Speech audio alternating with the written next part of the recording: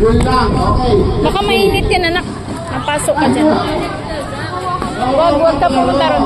Huwag ka dyan, Ate Seya. Huwag ka dyan, dito ka lang. Mahulog ka.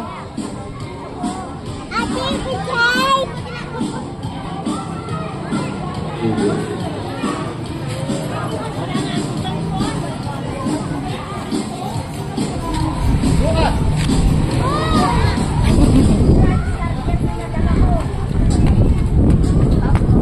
Wala na kayo. Saan nga pa? Saan na? Madapa. Saan nga pa? Ano yung kasama ako? Ako po, nakapasubo na. Yan ang sinasabi ko. Nakapasubo. Huwag dyan. Bakit? Ikaw mo na. Asan na ba si Seya? Ayun, nakaupo. Yan, sabi ko baka mahulog. Baba ka na, ate, baka mahulog ka dyan.